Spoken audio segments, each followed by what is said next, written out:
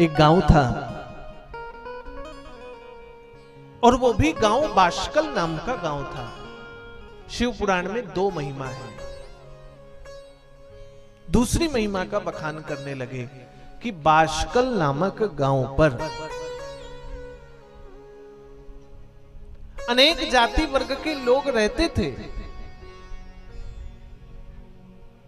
लेकिन समय काल चक्र का प्रभाव ऐसा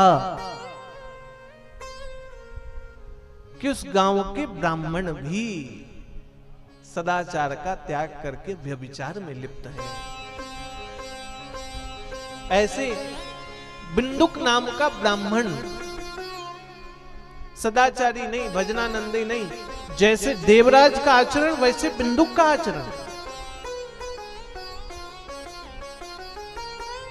लेकिन भगवान की कृपा से उसका विवाह वैसी स्त्री के साथ नहीं हुआ।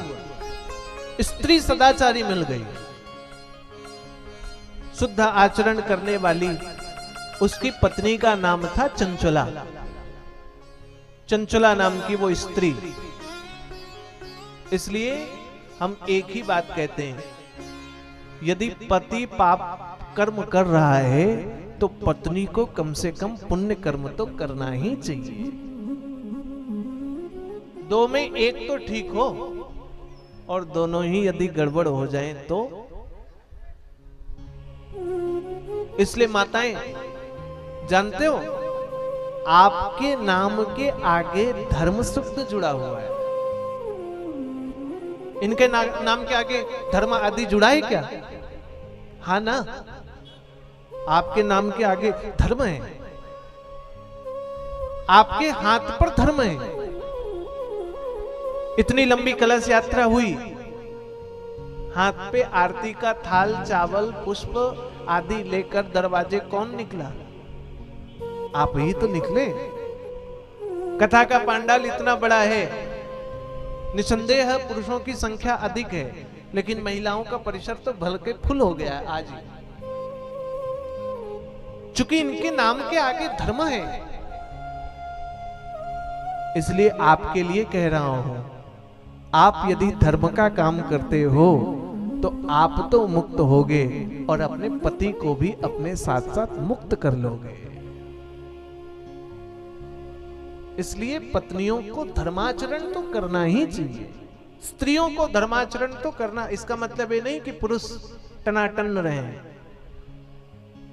कि बाबा जी ने तो कह दिया पत्नी पूजा करे, बाकी हम तो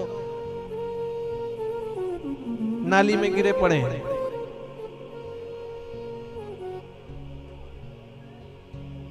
मैं आया तो देखा एक घर में लिखा, हमारे घर में दारू पीकर आना मना है। मैंने कहा जिस दिन भारतवर्ष के सारे गांव में ये लिख जाएगा, उस दिन भारत में सतयुग आ जाएगा। अद्भुत बात है। कल से लगता दारूबाज तो कोई आएगा ही नहीं कथा सुनने। चिंता क्या है, बाहर इतने माइक लगे, कथा तो सुनना ही पड़ेगा। सो भी नहीं सकता है 10 बजे तक, तो क्योंकि हमको बैठाया है आपने।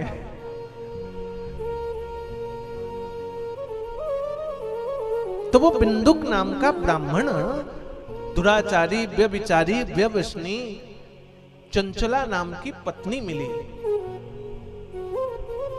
लेकिन गति कैसी? देवराज जैसी ही गति। आचरण कैसा? देवराज जैसा ही। पाप कर्म करता, श्रेष्ठता जीवन पर नहीं है, धर्माचरण नहीं करता। जानते हो, प्रभाव भूमि का भी होता है।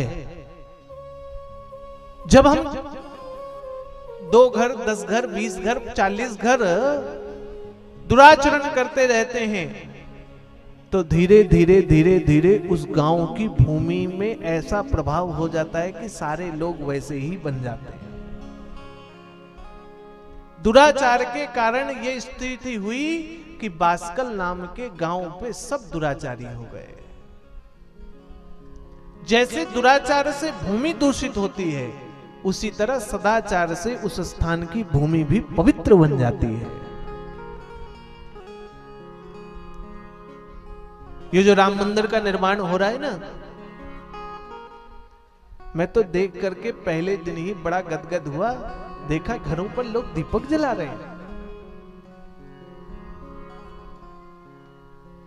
धन्य हो उनका विचार जिन्होंने ऐसा विचार कहा कि राम मंदिर में भगवान बैठेंगे तो 22 तारीख को, लेकिन उसके पहले 15 दिन पहले से ही हम घर को साफ रखें, दीपक जलाएं, भगवान का भजन करें, सुंदर कांड करें, हनुमान चालीसा करें, सीताराम का पाठ करें।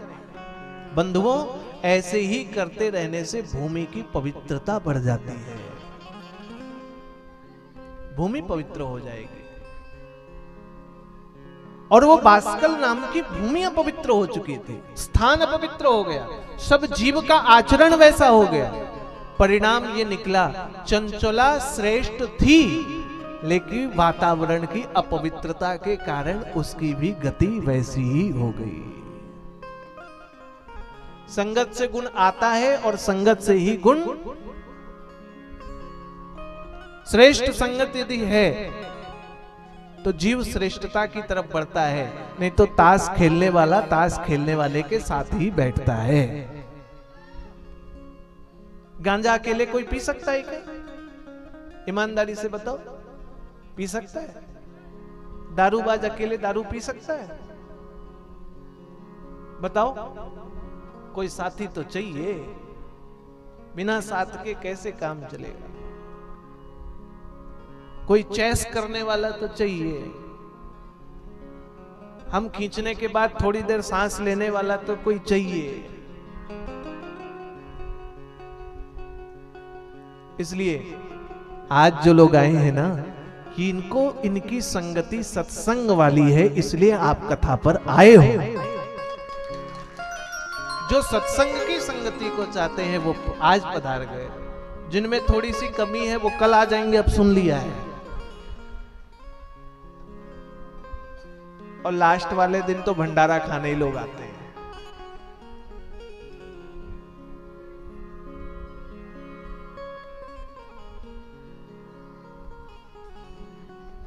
चंचला की गति भी वैसी हो गई। संपूर्ण गांव के लोग पर स्त्री पर पुरुष के साथ लिप्त थे और पर पुरुष पर स्त्री के साथ भ्रमण करते थे। विवाह होने के बाद भी चंचला के पति चंचला के साथ विचरण नहीं करता था। परिणाम यह हुआ कि चंचला भी पर पुरुष के साथ रहने लग गई, यत्र तत्र कहीं चली जाती। जैसे ही बिंदुक को पता चला, उसने चंचला को एक दिन फटकार लगाई कि तू गलत आचरण करती है। तो चंचला ने भी कहा कि तुम भी कोई पवित्र नहीं हो, वैश्यों का संग करते हैं, आप अन्यत्र जाते हैं। बिंदुक कहता है मुझे कोई दिक्कत नहीं है, तुम कहीं जाओ, मैं तो एक ही काम कहता हूं कि किसी भी पुरुष के साथ तुम घूमो, कोई दिक्कत नहीं, लेकिन उस पुरुष से पैसा खींच करके मुझे ला करके दे दो। क्यों? क्योंकि हमको शराब पीना है, हमको जुए में पैसा लगाना है, हमको आहार शुद्ध सही लेकिन अशुद्ध आहार भी करना है। पति का अंकुश न होने के बाद चंचला तो अब मुक्त हो गई। पहले चुप्पे चुप्पे होता था, अब तो कोई दिक्कत ही नहीं, चूंकि पति ने कह दिया है। परिणाम ये निकला, बिंदु की मृत्यु हो गई। चंचला देह व्यापार में लिप्त हो गई। और मैंने कहा ना, समय चक्र धीरे धीरे चलता है, वृद्धा अवस्था आती है और वृद्ध होने के बाद देह नष्ट होता है। वैश्यावृत्ति तब तक चल पाई जब तक शरीर की सुंदरता थी, सुंदरता क्षीण होने के बाद वो समाप्त हो गई। बचा हुआ धन से पेट का भक्षण चलने लगा। जो बैंक पर था उससे चले, जो पैसा रहा वो खर्च करके चलाए, जो बचा है उसको खत्म किया, धीरे धीरे जमीन बेचा, जमीन बेच करके घर बेचा, घर के स्वर्ण आभूषण रत्न बेचे, और स्थिति ये हुई कि सब कुछ बेच डाला और धीरे धीरे बुढ़ापा भी आ गया। बिचारी ऐसे ही भटकते हुए बिना घर के रहने वाली वो चंचला जगह जगह भीख मांगती। एक दिन गंगा के तट पर कई लोगों को कीर्तन भजन करते हुए स्नान करते देखा, और स्नान करते जब देखा तो उनके साथ वो भी चल पड़ी। ऐसे ही बड़ा पंडाल लगा था, वहां शिव पुराण की कथा हो रही थी। चंचला ने शिव पुराण की कथा को देखा और शिव पुराण की कथा देख करके वो भी वहां कथा पंडाल पर बैठ गई। व्यासपीठ पर विराजमान ब्राह्मण कह रहे थे कि जो स्त्री पर पुरुष का संग करता है या जो पुरुष पर स्त्री का संग करता है, उसे यमराज ले जाकर के ऐसे घोर नरक पर डालते हैं जहां उन्हें लोहे से ये संपूर्ण क्रिया करा दी जाती है। स्त्री है तो लोहे का पुरुष, और लोहे की यदि पुरुष है तो लोहे की स्त्री, और वो भी तपा करके। चंचला ने जब ऐसा श्रवण किया तो मन में विचार आया, मैंने तो जीवन भर पाप ही पाप किया। मैंने किया क्या? मैं इस पाप पर डूब गई। मैंने जीवन भर केवल पाप में ही अपने जीवन को बिताया, कुछ रहा ही नहीं मैं मेरे पास। और वो हाथ जोड़ करके कहने लग गई, मैं आ गई शरण तुम्हारी। महात्मा के सामने हाथ जोड़ करके पहुंची।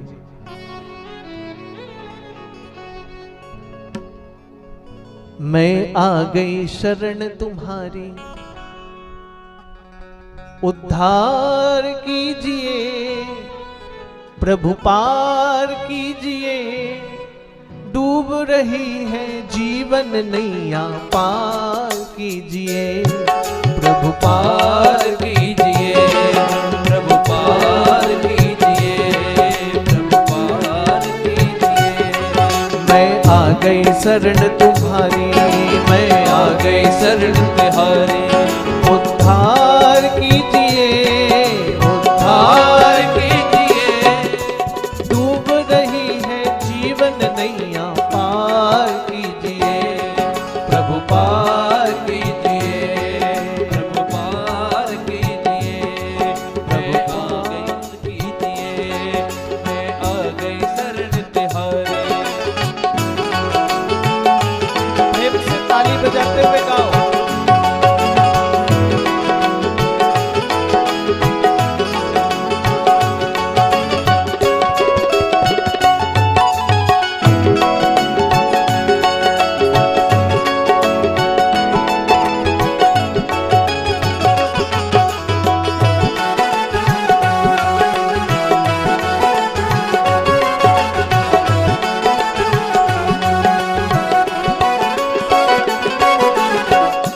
बालापन मैंने खेल गवाया, यौवन भी मस्ती में लुटाया। बालापन मैंने खेल गवाया, यौवन भी मस्ती में लुटाया। बालापन मैंने खेल गवाया,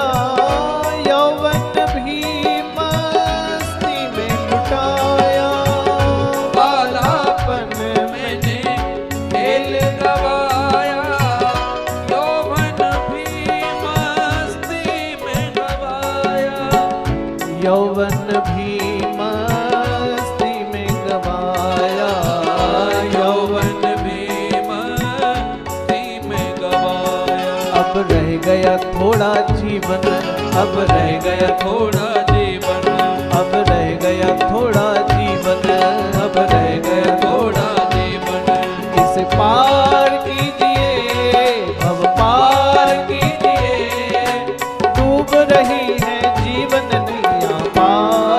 कीजिए, प्रभु पार कीजिए। डूब रही है जीवन नैया, पार कीजिए, प्रभु पार कीजिए। मैं आ गई शरण तुम्हारी, मैं आ गई शरण तिहारी, उद्धार कीजिए, प्रभु पार कीजिए। डूब रही है जीवन नैया, पार कीजिए, प्रभु पार कीजिए, प्रभु पार कीजिए।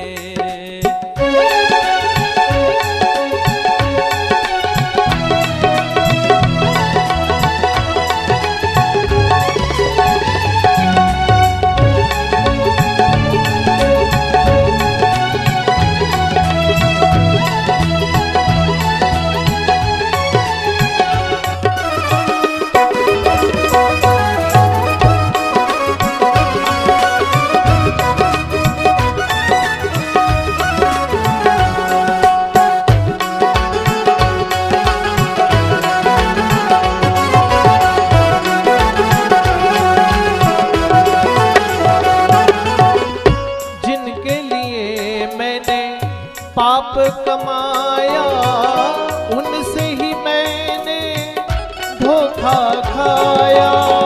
जिनके लिए मैंने पाप गवाया, उनसे ही मैंने धोखा खाया।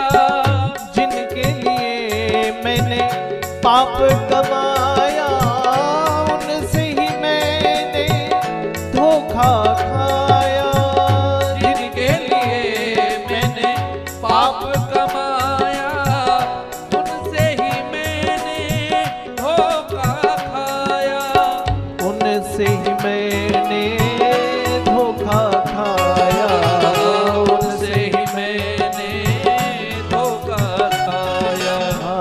उनसे ही मैंने धोखा खाया।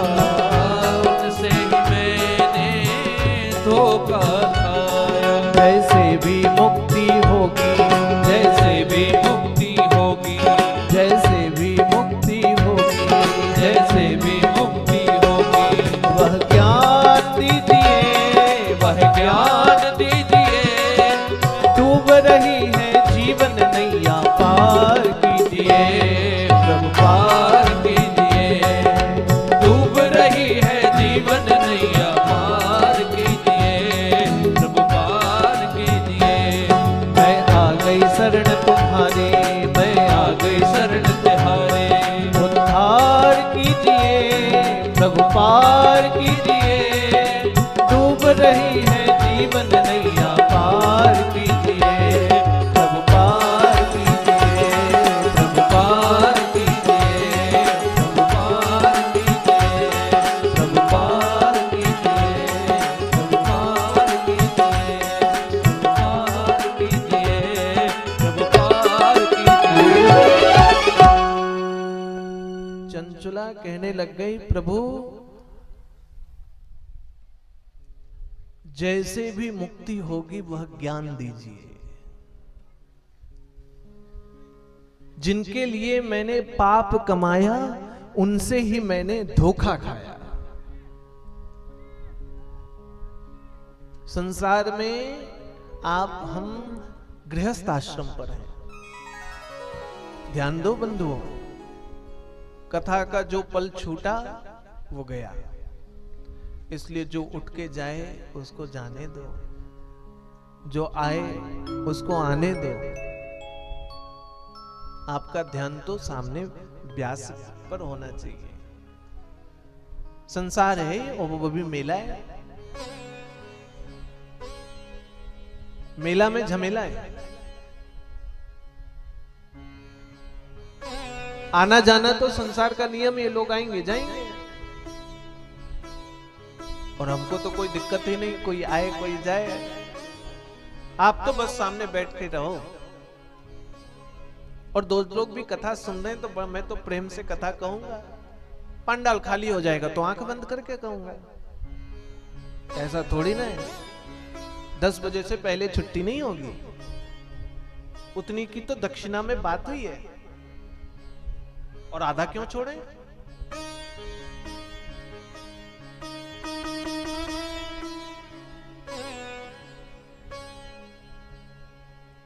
जिनके लिए मैंने पाप कमाया उनसे ही मैंने धोखा खाया। सुनो, हम जो धन कमा रहे हैं वो धन पुण्य का नहीं है। समझने के लिए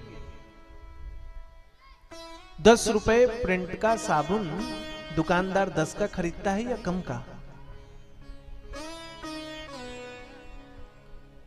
कम का खरीदेगा और तब 10 में बेचेगा, तभी तो घर चलेगा।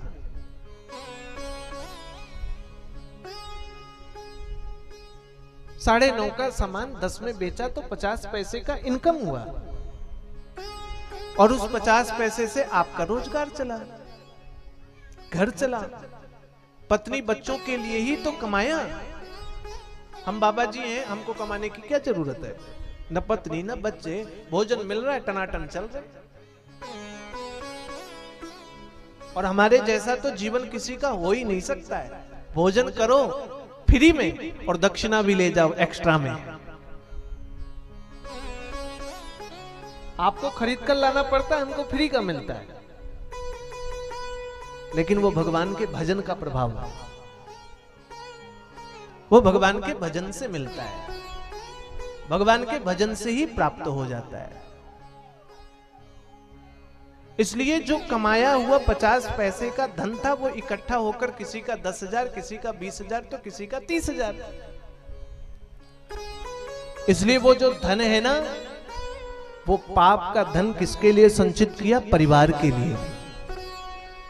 परिवार के लिए धन संचित हुआ तो वो पाप का धन से हमने भोजन किया, हमारा जीवन पापी हो गया। इसलिए धन दान देने से शुद्ध हो जाता है। तो चंचला पाप कर्म में लिप्त हो गई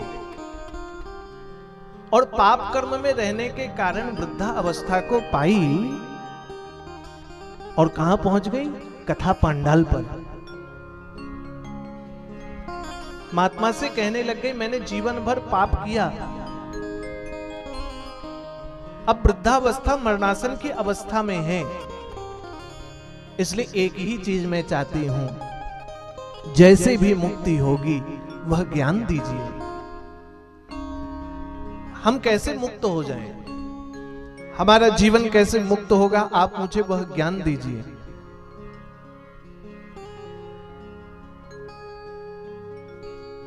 चंचला ने जैसे ही कहा, हाथ जोड़ करके प्रार्थना करने लगी, त्वमेव मे गुरुर्ब्रह्मा त्वं माता त्वं पितासि च उद्धारो धर्मादिना त्वमेव शरणं गता। हे ब्राह्मण देवता व्यासपीठ पर विराजमान हैं आप ही हमारे गुरु हैं, आप ही हमारे माता हैं। मैं आपकी शरण में हूं, आप हमारे जीवन का उद्धार कीजिए। महात्मा ने कहा, देखो चंचला, तुम्हारे जीवन में जो भी पाप किए वो पाप तो हैं, लेकिन चूंकि जीव को पाप के पश्चात यदि प्रायश्चित वो कर ले, उसकी भावना ऐसी हो जाए कि मैंने पाप किया है, ये गलत था, और वो जीव उस प्रायश्चित पे अपने जीवन को तपाए और वो ऐसा विचार कर ले, जो मैंने पाप किया अब वो आगे नहीं होगा, तो भी वो उस पाप से मुक्त हो जाता है। तुम्हारे हृदय पर यह भावना आना कि मैंने जीवन भर पाप किया, यह भी भगवान की कृपा से है, और ऐसा संयोग बनाया कि भगवान ने, आप भगवान की कथा पर पधार गए। इसलिए मैं आपको कहता हूं, जितने दिन कथा चले उतने दिन प्रेम से यहां निवास करो और भगवान की कथा का श्रवण करो। चंचला, संभव हो तो व्रत का धारण करना और प्रेम से पंचाक्षर मंत्र का जाप करना। मंत्र क्या दिया? नमः शिवाय। कल कथा में बताऊंगा।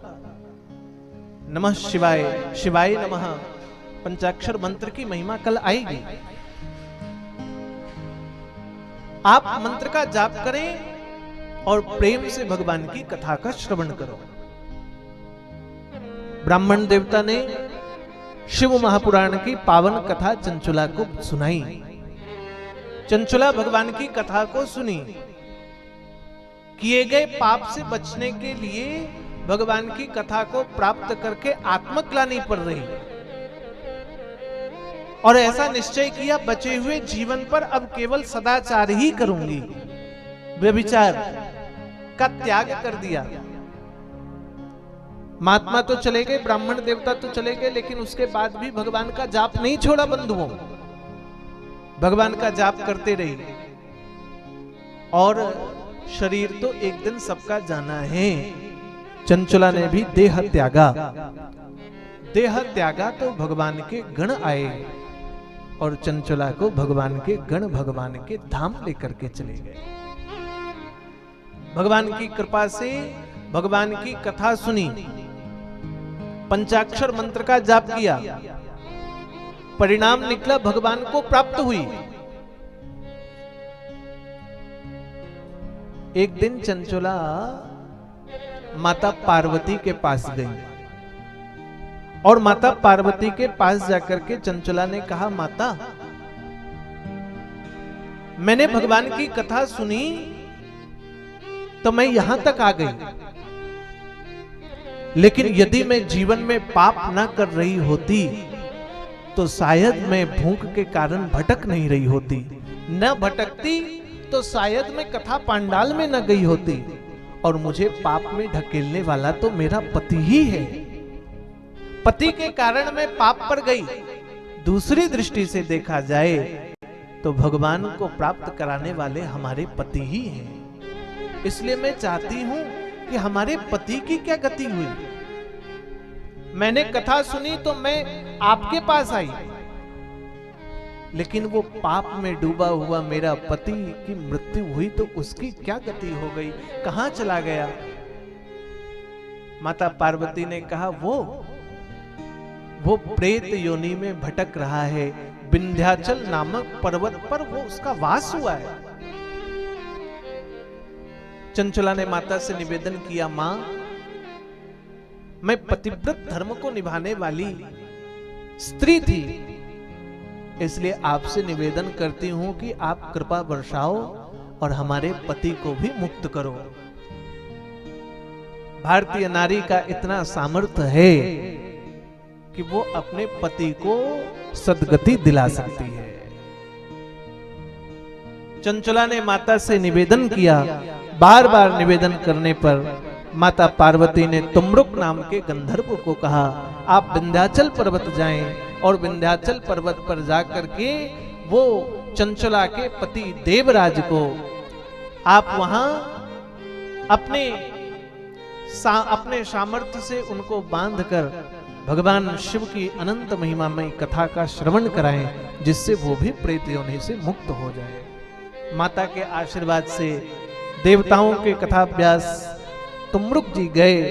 विंध्याचल पर्वत पर माता पार्वती ने जैसा जैसा मार्गदर्शन दिया, उस मार्गदर्शन को प्राप्त करके वहां गए और चंचुला के पति को बांधा। भगवान शिव की अनंत कथा को श्रवण कराया। परिणाम ये निकला कि प्रेत योनि को त्याग करके भगवान शिव के चरणों को प्राप्त हो गया। वो ये भगवान की कथा की महिमा है। प्रेत योनि में भी यदि भटक रहा है जीव, तो वो भगवान की कथा को प्राप्त होगा। और प्रेत कभी नहीं चाहेंगे कि हम इस स्थान को छोड़ करके जाएं। इसलिए आपके यहां भी जो कथा हो रही है, अटके भटके जितने प्रेत वो अपनी अपनी शक्ति का उपयोग कर रहे हैं, वो प्रयास कर रहे हैं। शरीर में नहीं भी हैं तो हवा रूप में। इसलिए आप तो बिल्कुल ना घबराओ।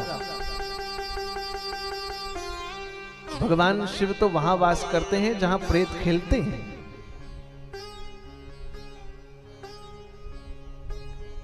चंचला के पति की मुक्ति हुई, शिव पद को प्राप्त किए, ऐसी यह कथा है बंधुओं। इसलिए ये शिव पुराण की कथा जितनी आप सुन पाए, जैसे सुन पाए, जिस व्यवस्था पर सुन पाए, वैसे ही इस कथा का श्रवण करना चाहिए।